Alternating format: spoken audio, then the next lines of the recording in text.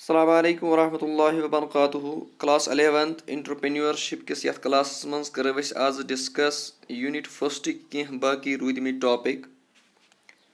Unik tamat por as entrepreneurship kya go imi characteristics kya ch asan aur kya role ch play karan ak entrepreneurship in the economic and social development of a country. Enterprise kya gai?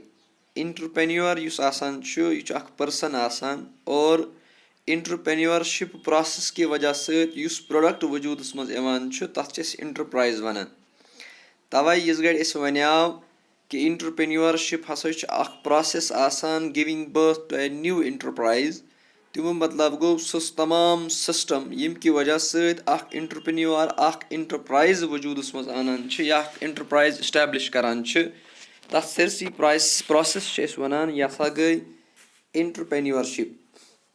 Enterprise business entity आसान use एक इंटरप्रेन्योरन वजूदस मज या establish karmas आसान चीज बनाने खतर या service render करने खतर. Producing goods and services there is difference between goods and services.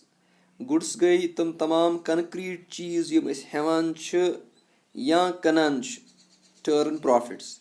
Biscuit अब हेवान अत कंक्रीट शक्ल आसान और यह वुचित हेकान टच करित हेकान अमुक टेस्ट हेकान वुचित और अमिच क्वांटिटी हेकान वुचित अमिच क्वालिटी हेकान वुचित. लेकिन सर्विस इंटेंजिबल चीज आसान.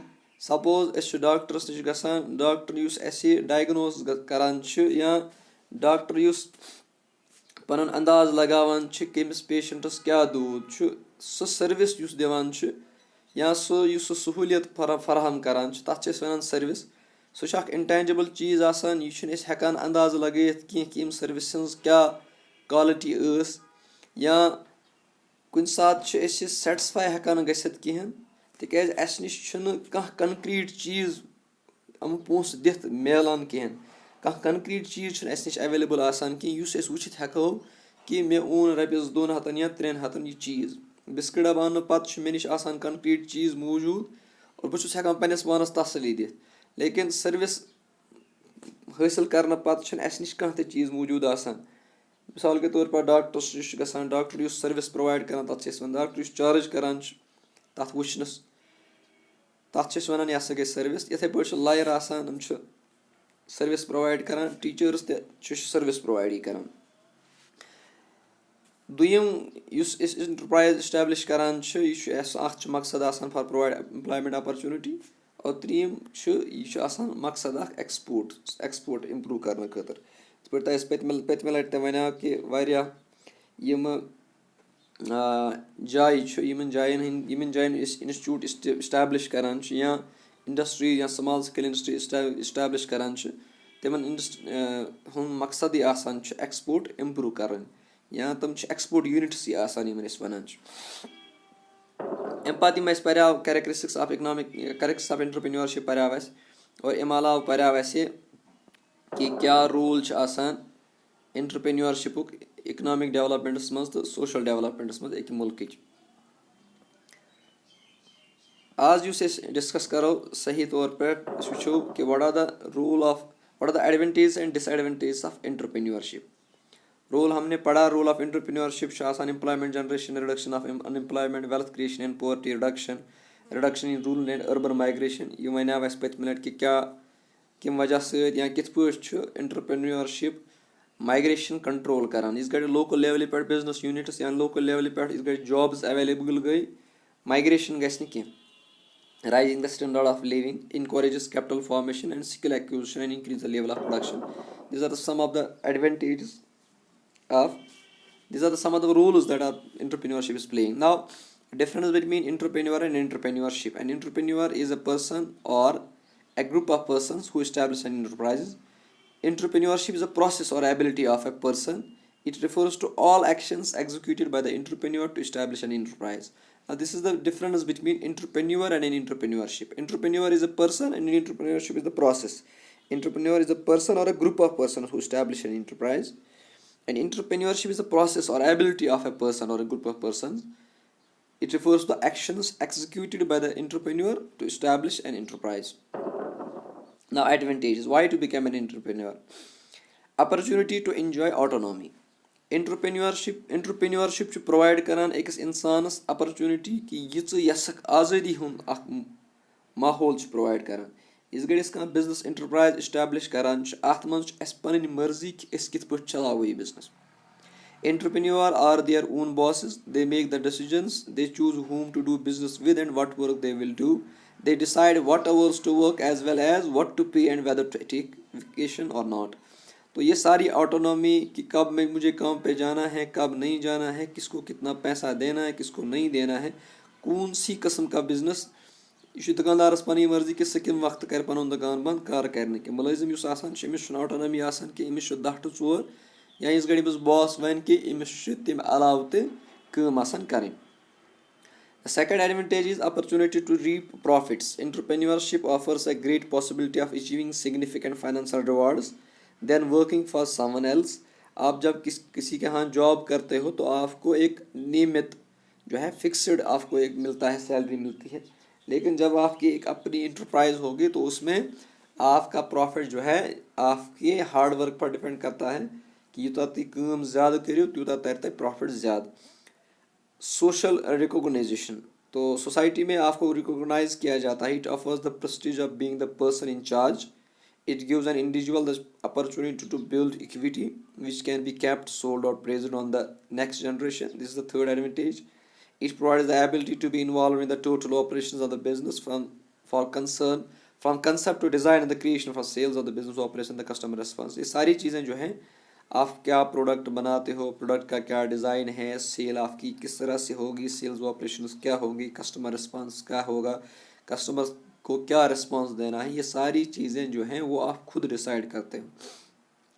Opportunity to contribute to society. Entrepreneurship creates an opportunity for a person to make a contribution. Most new entrepreneurs help the local economy. A few through their innovation contribute the society as a whole. तो ये अपनी society को जो है contribute करने के लिए entrepreneurship एक अपॉर्चुनिटी प्रोवाइड करती है. कभी कभार क्या होता है कि अख इंसान यसान कि बह कर पन्ने सोसाइटी कंट्रीब्यूट और तम पत् यह करान कि सोसाइटी मज सारे खुद वोख प्रॉब्लम सह प्रॉब्लम हल करने कोशिश करान. तम खतर कह तुथ चीज़ बनाने कोशिश करान कि सह चीज़ वजूदस मज और तम पत् सोसाइटी फ़ायदे मिलान. अमिस ते पानस यह इनोवेटर आसान एंटरप्रेन्योर आसान अमिस पानस ते फ़ायदे लेकिन सत सत सोसाइटी हुंद ते फ़ायदे आसान. अख एग्जाम्पल यस बह अक्सर पन्न क्लास मज वनान सह गो यह कि कशीर मज बड़ बार प्रॉब्लम इस गड़ दान लोनान. चूँकि यम मशीन वनिक तामत वजूदस मज आम तम नेबरिमन मुल्कन मज दान हिल षटान और बाकी दान आसान घास इस रोजान सह खाने मज रोजान और तम पत् सह जालान. तह आसो वुचमुत कि इस गड़ यह दान लोनुक वक्त आसान तिस गड़ ज़्यादा पोल्यूशन आसान पंजाब एरिया मज या दिल्ली हंदन एरिया मज. सह आसान ज़्यादा वजह यह है कि यह घास तमो थोमुत आसान पत् खाने मज सह तम जालान. लेकिन कशीर मज यह मसला आसान कि अस घास आसान दान सत सत घास ते जरूरत आसान. अगर सोसाइटी मज वह ज़बरदस्त प्रॉब्लम कि यम ते वनस लुक काम करान थोड़ा कमरसन प्रॉब्लम आसान कि काम आसान कि यह वाया वह काम आसान कि इंसान खोकश खोकश पकन वो दान ओन वारिया लूक तम. अगर अम बजाय कि इंसान वथ सोसाइटी मज वनस यह ज़रूरत अगर कह ते नफर वथ यह बनाए तिस मशीन कि यम कि वजह सत घास लोन सत दान ते बच या दान बचान सत घास ते बच. यह नो इनोवेटिव आइडिया इस वजूदस मज और अम सत क्या गम सोसाइटी ते कंट्रीब्यूट और यह प्रोडक्ट बन यह प्रोडक्ट चल मार्केटस मज और मार्केटस मज गमिस ते तर पानस फायदे और सोसाइटी सोसाइटी ते वात फायदे.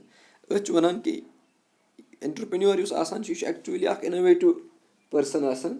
यह हमेशा नई नई चीज़ करान और तम सत सोसाइटी हुंद कंट्रीब्यूशन ते यवान. Opportunity to reach one's full potential. ऐ मज कोता ताकत काम करनुक सह सोरी ताकत हेक इंसान पन्नस एंटरप्रेन्योरशिप आसनस पन्नस एंटरप्रेन्योर आसनस मज लगित. मिसाल के तौर पर यस मुलाजिम आसान Amish guide set of guidelines दिन यवान कि यह दरिस अंदर अंदर काम करें. लेकिन यस पन पाने बॉस एंटरप्रेन्योर अमिस पन मर्जी कि यह कत हदस तान कर काम. इसलिए कुछ सात क्या आसान कि मुलाजिम मतलब यथ अस वनान कि काबिल आसने बावजूद अमिस रिसोर्स कॉन्स्टेंट्स आसान या कह रूल कॉन्स्टेंट आसान कि यह हेकान पन फुल पोटेंशियल इस्तेमाल कर। लेकिन बिजनेस में जो है ये अपॉर्चुनिटी आपको मिलती है कि आप अपना फुल पोटेंशियल जो आपकी पूरी कैपेसिटी है, आपकी जो पूरी इंटेलिजेंस है, वो आप इस्तेमाल कर सकते हो अपनी बिजनेस के लिए। Do what one likes, engage in work of choice. आपका जो है एंटरप्रेन्योरशिप में आप अपनी मर्जी के हिसाब से काम चुन सकते हो, जो आपकी मर्जी है। ये सारे जो हैं ये एडवांटेजेस हैं कि आप एंटरप्रेन्योर क्यों बनना चाहते हो, एंटरप्रेन्योर बनने में क्या फ़ायदे हैं एक इंसान को। तो ये सारी अपॉर्चुनिटी जो है एंटरप्रेन्योर बनने की अपॉर्चुनिटीज जो है वो सारी आपको एंटरप्रेन्योरशिप प्रोवाइड करते हैं। Now there are certain disadvantages of this. Uncertainty of income, चूँकि बिजनेस जो है ये हमेशा रिस्क इन्वॉल्व होता है बिजनेस में। इसको कहते हैं कि business and risk can not be separated. जब भी बिजनेस की बात आती है तो रिस्क की बात ज़रूर आ जाती है, क्योंकि इसमें इनकम की जो है वो सर्टेनिटी नहीं है। आप किसी जगह काम करते हो, मुलाजिम हो, तो उसकी क्या हालत रहेगी वो उस पर है, लेकिन आपको एक मंथ के बाद या एक महीने, एक हफ्ते के बाद जो भी होगा उसके बाद आपको पता है कि सर्टेनिटी है कि आपको एक इनकम आ जाएगी 10,000 की, 30,000 की। जिस तरह से एक एम्प्लॉय होता है कि नाउ ही इज़ श्योर के सर्टेन है वो कि एक मंथ के बाद, एक महीने के बाद उसको एक इनकम आ जाएगी। लेकिन बिजनेस में जो है अनसर्टेनिटी है। आप इन्वेस्टमेंट करते हो, लेकिन इन्वेस्टमेंट करने के बाद भी आपको ये पता नहीं है कि अब मेरा ये प्रोडक्ट जो है ये चलेगा नहीं चलेगा, कितना चलेगा, ये अनसर्टेनिटी है। तो इनकम की जो है वो अनसर्टेनिटी रहती है in this case. Now risk of failure mostly जो है ऑलमोस्ट एक तहकीक के हिसाब से जो जिसको हम कहते हैं कि बचपन पीरियड आसान लाइफ साइकिलस मज बचपन पीरियड आसान जनरेशन पीरियड आसान इन माइक्रो इंटरप्राइजन, तो इसमें तकरीबन 70% जो है ऑर्गेनाइजेशन जो है वो फेल हो जाती हैं और बंद हो जाती हैं। तो फेलियर का रिस्क जो है वो बहुत ज़्यादा रहता है। पर्सनल सेक्रीफाइस, आपको अपने रिश्ते, बहुत सारी चीज़ें, एक तहकीक के हिसाब से आपको 16 आवर्स के हिसाब से काम करना होता है अपनी बिजनेस में। बिजनेसमैन युस आसान कम से कम 14 घंटन पन्निस बिजनेस में इन्वॉल्व आसान। इसलिए तमाम बाकी रिलेशंस आसान, फ्रेंड सर्कल आसान या घरेलू रिलेशनशिप आसान, उस पर असर हो जाता है, बढ़ता है। तो वो कुर्बानी इसको देनी पड़ती है। ये एक बहुत बड़ा डिसएडवांटेज है। तो चौथा जो है, जहाँ तक हमने कहा कि ये अपना ओन बॉस होता है, जो भी इसको करना है वो खुद करना है, तो रिस्पॉन्सिबिलिटी भी है। तो ये सारी रिस्पॉन्सिबिलिटी जो है एक ही बंदे पे आ जाती है। जो एंटरप्रेन्योर है, इसकी जो चाहे ये सक्सेसफुल रहे या चाहे ये खुदा ना खास्ता फेल हो जाए, ये सारी रिस्पॉन्सिबिलिटी जो है वो एंटरप्रेन्योर पे खुद आ जाती है। तो ये कुछ एडवांटेजेस थे और कुछ डिसएडवांटेजेस थे एंटरप्रेन्योरशिप। ना the barriers of entrepreneurship, barrier one कि रकावट क्या आसान यम एंटरप्रेन्योर बननस मज या एंटरप्राइज इस्टेब्लिश करनस मज यम रकावट आसान। वारिया रकावट तम आसान यम एकस इंसानस पानस अंदर आसान, और वारिया रकावट तम आसान कि यम सोसाइटी क्रिएट करान या युस एनवायरनमेंट आसान सो एनवायरनमेंट क्रिएट करान। यम इंसानस पानस अंदर कमी आसान या यम इंसानस पानस अंदर रकावट आसान, तिमन रकावटन वन मसा इंटरनल बैरियर्स, यम रिलेटेड टू पर्सन। मिसाल के तौर पर लेक ऑफ एंटरप्राइजिंग स्पिरिट, मतलब कहीं अत सहन बह कर बिजनेस शुरू और तम पत जैन बह प्रॉफिट, तम पत कर बाकी काम। तो ये एक चंगारी जो है वो हर किसी में नहीं होती है। प्रत कह अमे कैलिबरुक आसान कि या प्रत कस मज ये ख्वाहिश आसान, ये स्पिरिट आसान कि बह कर एंटरप्राइज। सारे खुद बड़ प्रॉब्लम वनस दुनिया मज सह कि तमाम लूख यसान कि बल गोस मुलाजमी लगुन बनस्बत कि बह गोस कह बिजनेस स्टार्ट करन। तो ये स्पिरिट जो है J&K मज लोकल बिजनेस अम मूजूब ज़्यादा कहें, तिकाज गोडनची कथ थोड़ा कंजर्वेटिव पानस आसान कि कंजूस पानस यथ वन बचावन कोशिश करान। इसलिए चूँकि बिजनेस रिस्की कार आसान, इसलिए ज़्यादा इन्वेस्टमेंट यसान करन कहें तथ चीज़स मज यथ चीज़स मज रिस्क तवे बिजनेस यूनिट्स ते वजूदस मज कि दुयम बोड़ बार वजह कि एंटरप्राइजिंग युस आसान छ एंटरप्रेन्योरशिप आसुक माद युस आसान छ सो छुन एस मज आसान के। तो इसकी वजह से भी ज़्यादा इंटरप्राइज वजूद में नहीं आती हैं और एंटरप्रेन्योरशिप की प्रोसेस जो है वो इससे हाल्ट हो जाते हैं। Ignorance of entrepreneurship. दोयम कथ अहम कथ छ आसान कि चूँकि वारियाहन छुन पता है आसान कि ये क्या बात है, बह क्या कर पत कित पट कर बिजनेस। जो भी नया नया होता है बिजनेस में तमिस वारियाह मुश्किलात यवान गोडथै कि वारियाहन चीज़न से रिलेटेड। तो ये इग्नोरेंस होती है कि एंटरप्रेन्योरशिप क्या गई अम पत अगर मैं बिजनेस पन स्टार्ट कर अम क्या फ़ायदे। इन सारी चीज़ों के बारे में बहुत सारे लोगों को पता नहीं होता है। तो ये भी एक वजह है जो रुकावट बनती है इंटरप्राइज वजूद आने में। परसेप्शन टूवर्ड्स ई शिफ्ट। तो एंटरप्रेन्योरशिप की तरफ से जो हमारा परसेप्शन है एंटरप्रेन्योर के मुताबिक जो हमारा परसेप्शन है सोसाइटी, मिसाल के तौर पर अगर किसी नफरस पन्ने कोर खानदर कर तो सबसे जो हमारी सोसाइटी में सबसे बड़ी प्रॉब्लम यह है कि अगर तमिस 2 नफर वनो कि अकिस नफरस बिजनेस अमिस पन दुकान और दोयम नफरस एम्प्लॉय, तो आप ये हैरान हो जाओगे कि हालांकि बिजनेस मैन ज़्यादा पोस ज़ानान बनस्बत कि एम्प्लॉयस नश, लेकिन फिर भी ये बाप प्रेफर करेगा एम्प्लॉय को न कि बिजनेस मैन को। तो ये हमारी जो परसेप्शन है कि सह दुकानदार या तमिस सब्जी दुकान या तमिस बेकरी दुकान या तमिस बेकान दुकान। तो हम इन चीज़ों को हमारी सोसाइटी में इन चीज़ों को थोड़ा मतलब यथ वन लक्चि नजर वुचान। लेकिन ये एक मतलब आपको ये बात याद रखनी चाहिए कि बिजनेस मैन ज़्यादा प्रेफरेबल आसान बनस्बत कि अकिस एम्प्लॉय गंडित आसान। जो इसको अपना बॉस कहेगा वही इसको करना है और जितनी सैलरी वो देगा वही इसकी इनकम है। लेकिन जो बिजनेसमैन है, बिजनेसमैन अपने फिक्स्ड जो उसका होता है उससे अलावा भी कमा सकता है। तो हमारा परसेप्शन जो है वो डिफरेंट है। ये भी एक वजह है कि इनकी वजह से ज़्यादा स्ट्रेस दिवान पन्नस निचस सिंदिस या पन्न शुरन हंदन बिजनेस मज यथ हसा एम्प्लॉय लगनस कुन, बजाय इसके कि दपो तमिस कि कर पन्ने चॉइस हज कह चीज़ यस हम मेरे साथ एक ऐसी मैंने कह तम एग्जाम्पल जिसमें हम हमारे साथ पढ़ने वाली जो कुलीग्स हैं लड़कियां थी, तो they have their own shops जो भी हैं उनके, लेकिन वो अपना एक अहम मतलब हिस्सा अदा करते हैं और प्रॉफिट भी कमाते हैं और अच्छा खासा प्रॉफिट भी कमाते हैं, बिजनेस चलाते हैं। लेकिन हमारा परसेप्शन है कि सानिस कि अगर खुदा न खासा कुछ साथ दुकानदारस पे पत थो इन पन खानदारी या बे थो दुकानस पे, तो हम उसको थोड़ा हकारत से देखते हैं कि है। तो ये सारी चीज़ें जो हैं हमारा परसेप्शन भी डिसाइड करता है कि कचा दिवान छूट पन्न बचन बिजनेस कुन इनस तम की वजह से एंटरप्रेन्योर्स ज़्यादा वजूद मज कह। फैट बिलीवर्स इसको कहते हैं internal external looks of control. कभी कभार इंसान क्या सोचता है कि बह कर, लेकिन कंट्रोल कर वोल पेट कुन कुस तामत यीसा बह काम कर इसका फ़ायदा या रिवार्ड देने वाला जो है तो वो ऊपर वाला है। कभी कभार क्या होता है कि कह इंसान दपान कि बह कर ये बह कर तमुक फ़ायदे मेल में। तो ये इसको internal external looks of control कहते हैं कि जब इंसान ये डिसाइड करे कि म्यून कंट्रोल कर वोल कह कुछ सात इंसान दपान कि बस पाने कंट्रोल कर, कुछ सात इंसान दपान कि कुछ तान कंट्रोल कर वोल। तो ये फीड ये भी होता है, इसमें ये भी रुकावट बनती है क्या एंटरप्रेन्योरशिप में। इनसफिशिएंट मैनेजरल एबिलिटी प्रथ किस मन मैनेजरल एबिलिटी आसान कहें, तो यह रुकावट बनान पत बिजनेस किस फेलियरस मज या एंटरप्रेन्योरशिप वजूद मज इन किस वजह मज। External barriers that are provided by the society hindrances. कुछ सात क्या आसान तमाम चीज़ एंटरप्रेन्योर स्पिरिट आसान पन्नस बच्चस वनान चे कर बिजनेस, लेकिन वारियाह चीज़ तम आसान यम न सोसाइटी मज अवेलेबल आसान कह। मिसाल के तौर पर एंटरप्रेन्योरशिप इंफ्रास्ट्रक्चर आसान कह, रोड कनेक्टिविटी कह या बाकी मामलात कह। तो तम की वजह से minimum level of prior in build infrastructure is must for an economic activity. आपकी सड़कें होनी चाहिए, आपके हॉस्पिटल्स होने चाहिए, आपके रोड कनेक्टिविटी जो है वो इम्पॉर्टेंट है।